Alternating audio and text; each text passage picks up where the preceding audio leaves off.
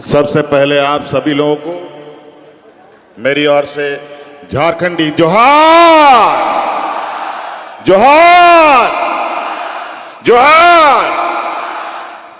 आज भारत देश में हम लोग हैं, लेकिन ये असम में,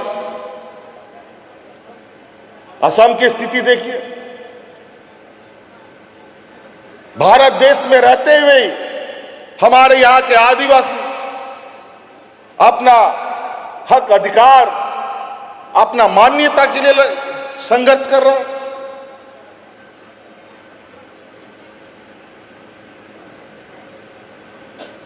ये तो बड़ा ही विचित्र बात है।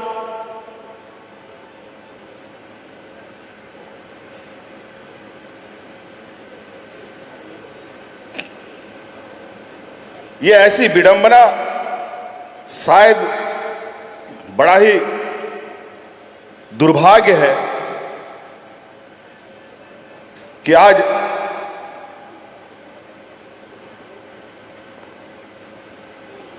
अपने ही देश के अंदर हम लोग अपना अधिकार, अपना मान्यता पाने के लिए संघर्ष कर रहे हैं। बातें कई सारी, एक एक पीड़ा अगर हम लोग पर बहस करेंगे तो बहुत लंबा बहस होगा। चाय का उद्योग, इस देश का चाय का उद्योग आदिवासियों के खून पसीने से चलता है। पूरा देश का चाय का उद्योग, और आज आदिवासी किस हाशिए पर है? अभी तो हमारे चमड़ा लिंडा जी ने बताया कि अलग अलग राज्यों में क्या मिलता है। आज आपको न्यूनतम मजदूरी भी उपलब्ध नहीं है।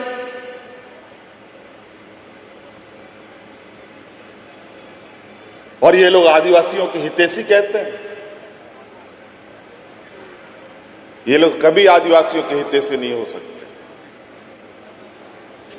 ये लोग कभी नहीं चाहते कि हमारे आदिवासी समुदाय के लोग सामाजिक रूप से मजबूत हो, आर्थिक रूप से मजबूत हो, बौद्धिक रूप से मजबूत हो।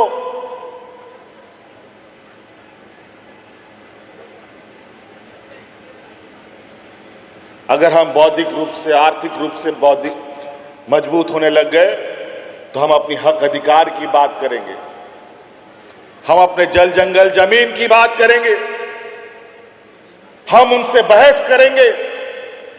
हम बहस ना कर पाए, इसीलिए अलग अलग तरीके से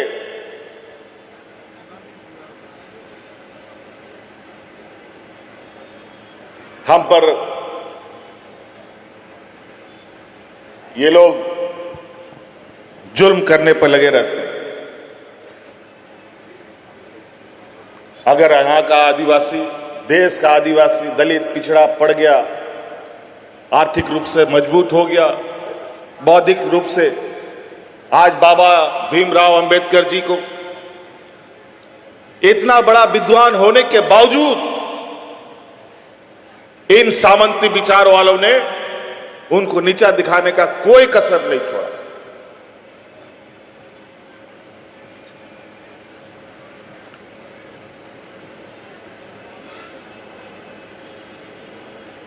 अगर आज हम लोग का समाज मजबूत होगा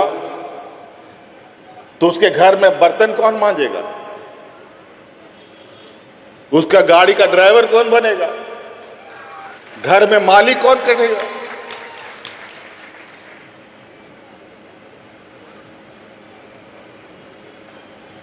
ये लोग इतने गरीब गुरुआ के प्रति, आदिवासी, दलित, पिछड़ों के प्रति इतना जहर इनके अंदर है कि नाक साफ भी फेल हो जाए। इतना ये लोग के अंदर द्वेष है।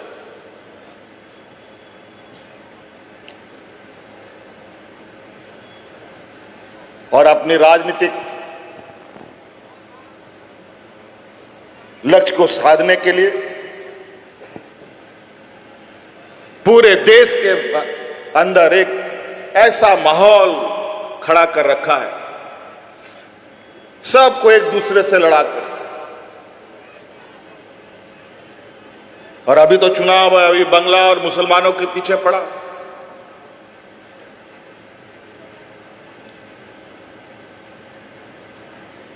अभी हमको पता चला है कि आपके इस कार्यक्रम को असफल कराने के लिए अगल बगल मंत्रियों का भी दौरा चल रहा है।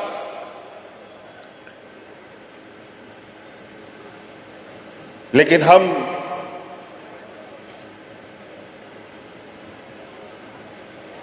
एक एक बूंद इकट्ठा करके घड़ा भरने वालों में से, और हम जानते हैं कि अगर हम लोगों ने चीजें साध ली, हम तो कहते हैं कि हमें उस जगह पर ना पहुंचा दिया जाए। असम के सरकार से हम यही कहना चाहते हैं कि आदिवासी समाज बहुत ही स्वाभिमानी समाज। अगर आपने मजबूर किया तो भगवान बिरसा मुंडा की धरती के संतान है, कभी भी विद्रोह का रास्ता उठ सकता है और उसमें कोई पीछे नहीं रहेगा। और जरूरत पड़ेगा तो आसाम के आदिवासियों को मदद करने के लिए पूरा झारखंड का आदिवासी आकर के आपके बीच में आ जाएगा।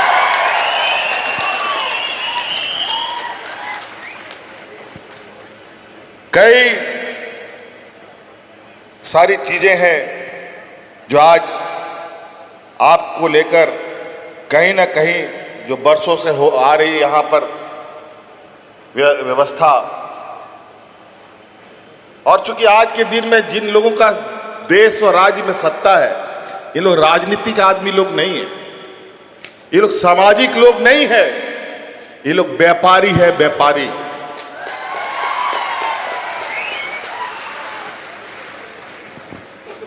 एक बहुत बड़ा विद्वान व्यक्ति था, चाणक्य, नाम सुना है ना? चाणक्य कहते थे कि जिस देश का राजा व्यापारी, उस देश का प्रजा भिखारी बने।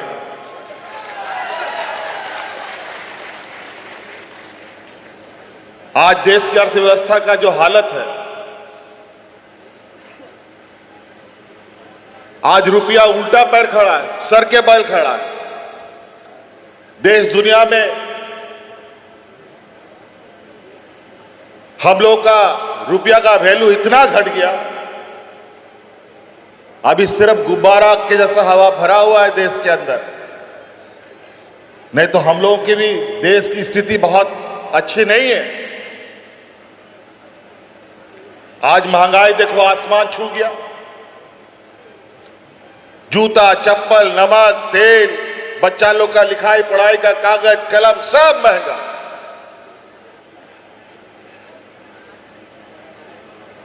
महंगाई कम करने के नाम पर ये लोग सत्ता में आए थे, लेकिन कम क्या करेंगे? महंगाई आसमान बेलगाम घोड़े की तरह चल रहा है। याद कीजिए वो दिन, ये लोग सत्ता में कितना झूठ बोल के आया। सबके खाता में 15 लाख आएगा, आया क्या? बल्कि जितना घर में पैसा था नोटबंदी करके सब निकाल के लेके चला गया। इसको कहते हैं आर्थिक मार। और आर्थिक किसी भी घर का रीढ़ का हड्डी होता है।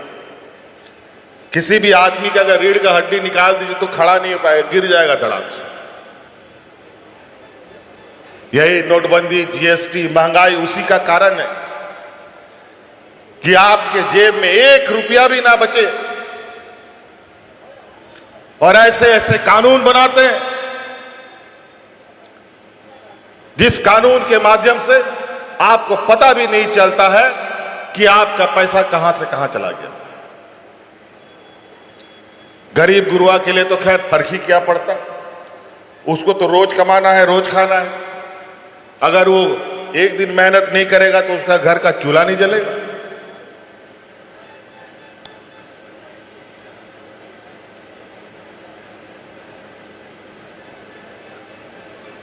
तो इसलिए साथी, चबरा जी ने बहुत संक्षिप्त में बहुत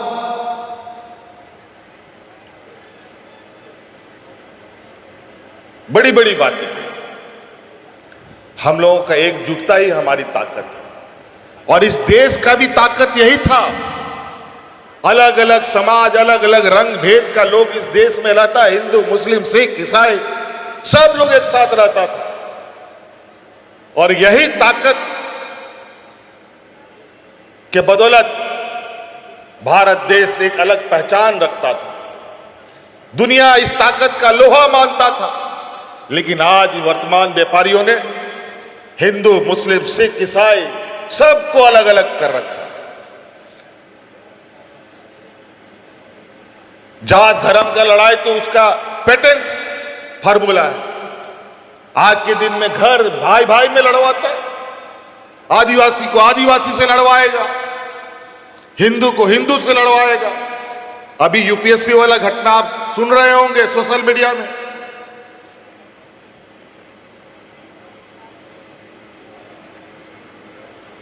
फूट डालो और राज करो का जो मंत्र है, इन लोगों ने बहुत अच्छे तरीके से पढ़ा है। और इस मंत्र का काट एक ही है कि हमें एकजुट रहना होगा। कोई उपाय नहीं है और एक ही रास्ता चलना होगा।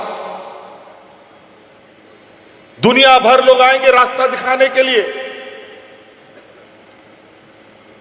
दुनिया भर का मंच सजेगा, दुनिया भर का नेता आएगा। कई लोग आपको बहुत लच्छेदार भाषण सुनाएंगे। हम लोग लच्छेदार भाषण वाले लोग नहीं हैं। हम लोग ऐसे लोगों के सिपाही हैं और ऐसे राह दिखाने वाले लोगों के सिपाही हैं जिस राह का मंजिल है, ठहराव है और सुरक्षा है।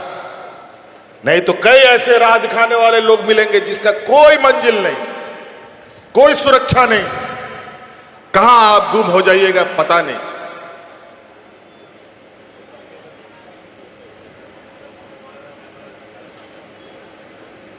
आज हम लोग इसीलिए एक स्वाभिमान और एक गर्व का इतिहास हमारा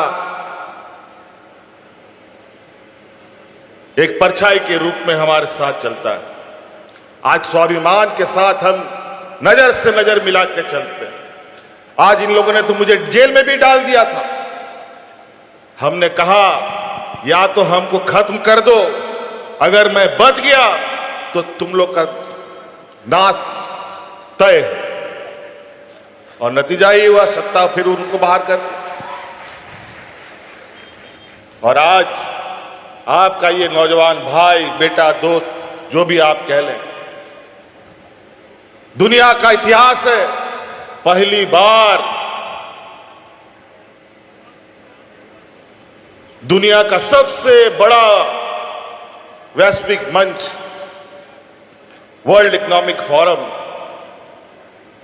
जो स्विट्जरलैंड में हुआ, इस दुनिया का इतिहास में पहली बार एक नौजवान आदिवासी ने वहां अपना प्रतिनिधित्व किया।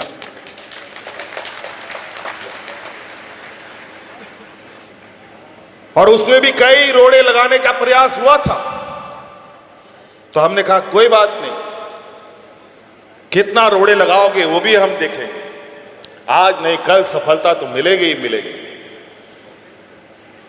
कई रोड़े लगे, कई पिछला हमको 5 साल तक तो देश से निकलने का कानूनी मनाही था।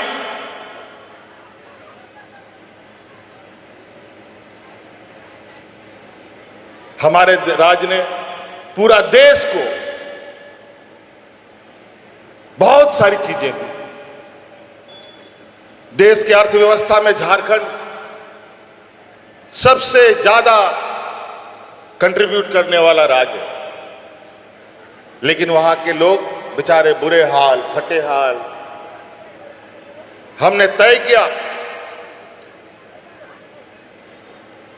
इस राज्य ने बहुत कुछ दिया है, अब इस राज्य को देने की जरूरत है। आज इसीलिए हमने देश के वैश्विक मंच पर इस बात को रखा कि हमारे राज्य में जो संसाधन है, जिसको आज से नहीं सैकड़ों वर्षों से लूटा जा रहा है, उसका सही मूल्य हमारे राज्य को मिलना चाहिए। हमें एक सही सहयोग की आवश्यकता है। और आज सरकार अपने राज्य की आधी आबादी जो हमारी महिलाएं हैं, लगभग 50 लाख से 56 लाख महिलाओं को हर एक महिलाओं को 2500 रुपए देने का काम करती है हर महीना।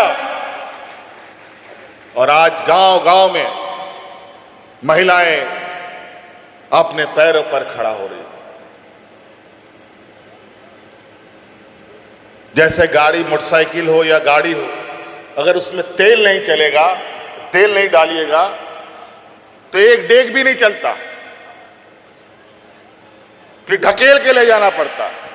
तो सोचिए, मोटरसाइकिल हो या 4 चक्किया हो, उसको ढकेल के ले जाना कितना तकलीफ है।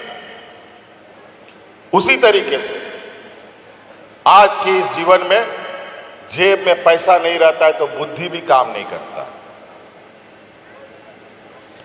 कोई गरीब कमजोर परिवार भविष्य के बारे में कोई विचार नहीं कर सकता। वो सरकार भी काम करती है तो एक बजट उसका बनता है, उसके बाद काम करती है। सभी विभागों के लिए अलग अलग बजट होता है, तब काम होता है। आज हमने राज्य की आधी आबादी को एक बजट बना दिया कि ये तुम्हारा फिक्स इनकम है, अगला महीना तुमको क्या करना है तुम आज इसी महीने सोच सकते हो।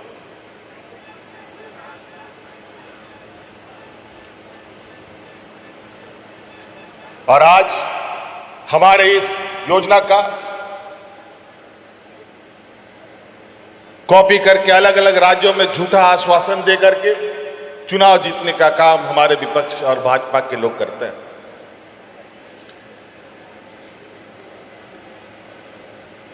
और कहीं कहीं तो चुनाव के लिए, ठीक चुनाव के पहले कुछ पैसे महिलाओं को दी जाती है और जैसे चुनाव जीता जाता है तो योजना भी बंद।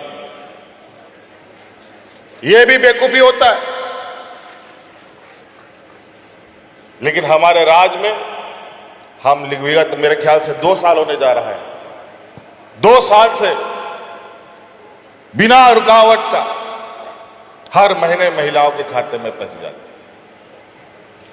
हमारे नौजवान, हमारे आने वाली पीढ़ी के लिए बेहतर शिक्षा के लिए इंजीनियर, डॉक्टर, वकील, मैनेजमेंट करने के लिए कोर्स, टेक्निकल कोर्सेज करने के लिए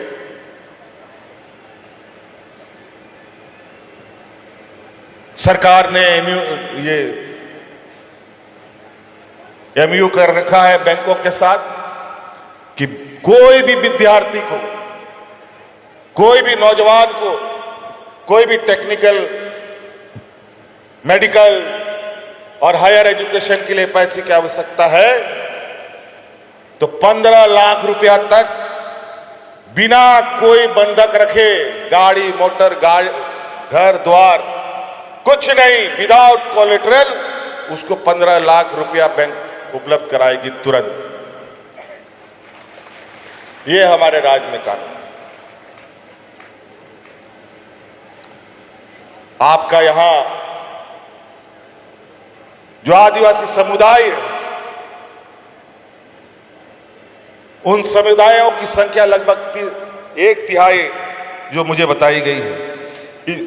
इतनी बड़ी ताकत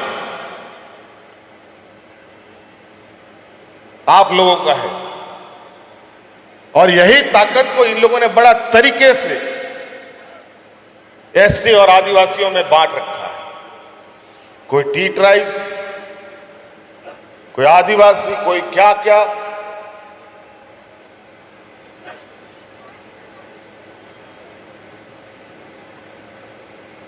तो ये लोग, जो मैंने पहले कहा फूट डालो राज करो का फॉर्मूला बहुत अच्छे तरीके से पढ़ लिख के आए। आप ही के बीच में से लोगों को आपके विरोध में खड़ा कर देगा पैसा देके, क्योंकि पैसा जो ना कराए।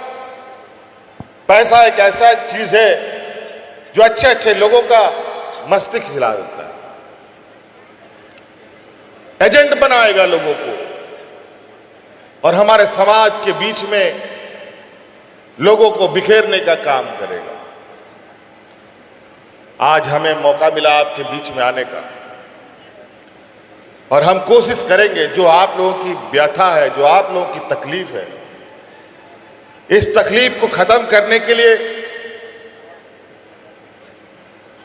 थोड़ा जद्दोजहद करने की आवश्यकता है। और ऐसा नहीं है किसी समस्या का समाधान ना हो। हमने तो अपने पूर्वजों से, अपने पिताजी से यही सीखा। अगर आपने कोई भी कार्य ईमानदारी से करना प्रारंभ किया, वो काम निश्चित होता है। यहां तो कई उदाहरण है। लोग, अकेला व्यक्ति पहाड़ काट करके रास्ता बनाता है, अकेला व्यक्ति पत्थर तोड़ करके पानी निकालता है। कई देश में उदाहरण है। तो हम इतने बड़े समूह होकर के अपने हक अधिकार की लड़ाई को मंजिल तक नहीं पहुंचा पाएंगे, ऐसा कैसे हो सकता है? इसके लिए थोड़ा हमें काम करना पड़ेगा और सभी लोगों को और सभी लोगों तक पहुंचकर कैसे अपनी परिस्थिति को बदलें, इस पर हमको आगे बढ़ना पड़ेगा। आज इसलिए चमड़ा जी ने बहुत सटीक बात कही। इसी मूल मंत्र के साथ हम लोग आगे बढ़ें। और मुझे लगता है कि अभी तो आपके यहां चुनाव भी है, आगे विधानसभा चुनाव है।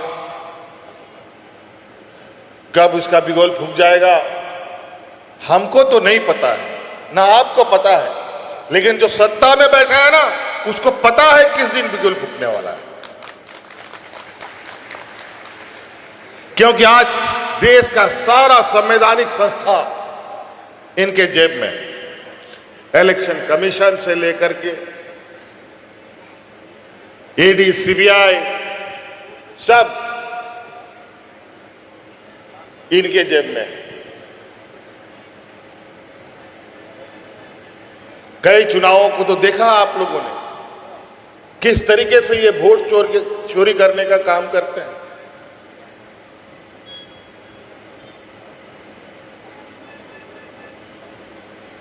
वोटर पुनरीक्षण के नाम पर कितने बड़े पैमाने पर लोगों का वोट का अधिकार छीन लेता है। और बड़ी चालाकी से इनको पता है ये चोरी नहीं, ये डकैती कर रहे हैं। और आने वाला समय में समय का परिवर्तन होता है। आने वाला समय में परिवर्तन हुआ तो जो पदाधिकारी उस समय रहा होगा, उन पदाधिकारियों को जेल में जाने से कोई नहीं बचा सकता। और इसीलिए ये कानून बनाते हैं कि इन पदाधिकारियों को सजा ना हो।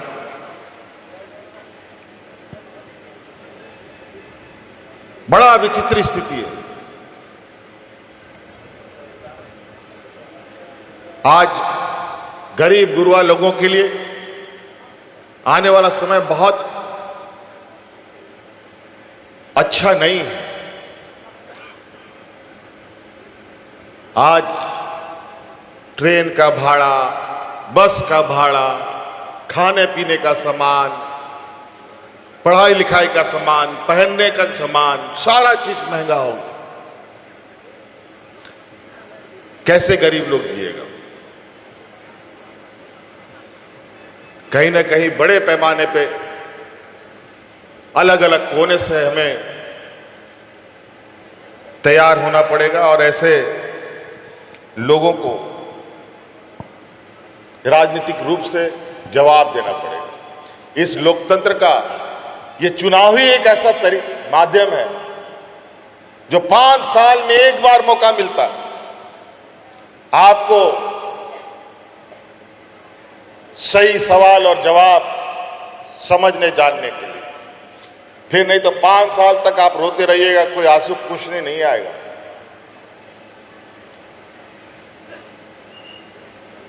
संविधान ने हर 5 साल में ये एक अधिकार हर एक गरीब गुरबा अमीर सबको दिया है। और एक एक वोट इतना महत्वपूर्ण होता है कि एक वोट से आदमी कुर्सी में भी बैठ जाता है, एक वोट नहीं आने से कुर्सी से हट भी जाता है, हार भी जाता है। इसीलिए ये ताकत हम लोग का अचूक ताकत है।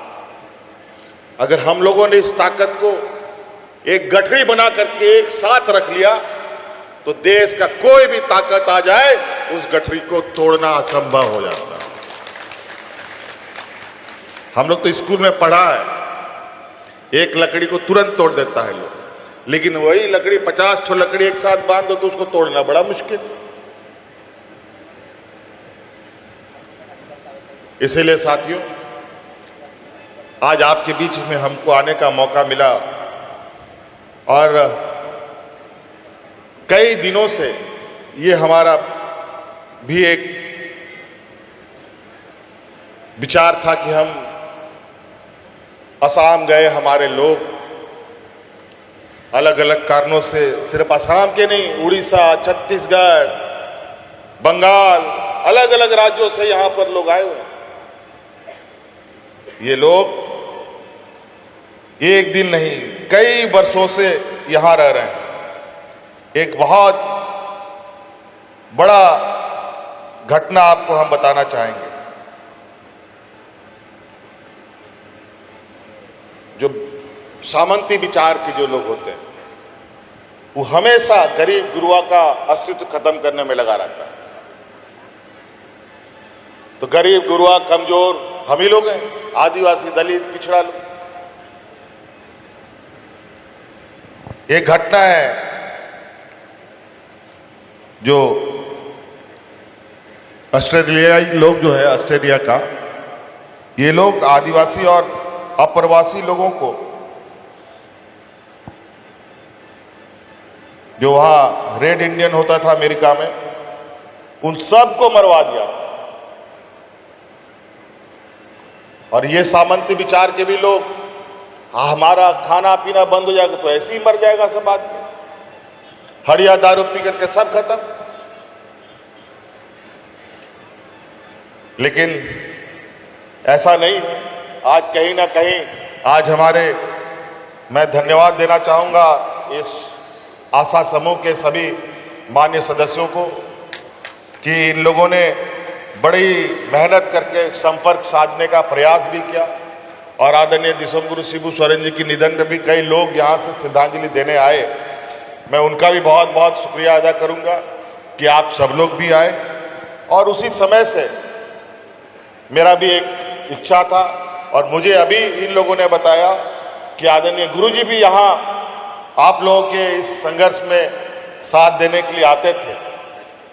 और आपको मैं ये भी याद दिलाऊंगा, हम भले पहुंचे या ना पहुंचे, इससे पहले मैं थोड़ी दिन के लिए सत्ता में था जब यहाँ कुछ गांव वगैरह जलाए गए थे आदिवासियों का। मैंने अपने कैबिनेट मंत्री को यहाँ पर भेजा था, पूरा दल यहाँ भेजा कि उनका जाकर के हालचाल पता करो और जो मदद हो हम लोग करेंगे।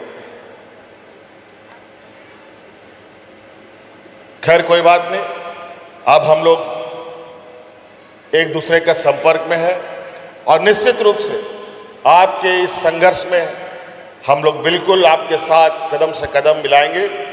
और आज नहीं कल असम में भी झारखंड जैसा बेहतर सूरज उगेगा और आदिवासी समाज इतनी मजबूत आवाज के साथ यहाँ उभरेगा कि आने वाले समय में दूसरे वर्गों को ये समझना पड़ेगा और मजबूर होना पड़ेगा कि असम को आदिवासी को आगे साथ लिए बगैर असम को चलाना संभव नहीं। तो इसलिए हमें अभी वापस भी जाना है, कल और बहुत व्यस्त प्रोग्राम है। आप सब लोग, मेरे ख्याल से यहाँ 3-4 दिन से कार्यक्रम था, 3-4 दिन से आप लोगों का कार्यक्रम यहाँ चल रहा है। और आशा करते हैं, उम्मीद करते हैं कि अगली बार जब यहाँ ये कार्यक्रम हो तो जो लोग आज घर में बच गए हैं वो भी आएंगे और इस आदिवासी समाज को और मजबूती प्रदान करने का काम करेगा। और इन्हीं बातों के साथ हम अपनी बातों को समाप्त करना चाहेंगे। आप सब लोगों का बहुत बहुत शुक्रिया, आभार, धन्यवाद। इन्हीं बातों के साथ पुनः आप सबको झारखंडी जोहार। रॉयल इंडिया में आपका स्वागत है।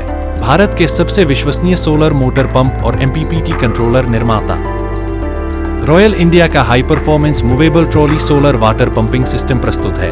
बेहतर दक्षता के लिए डिजाइन किया गया और आसानी से ले जाने योग्य।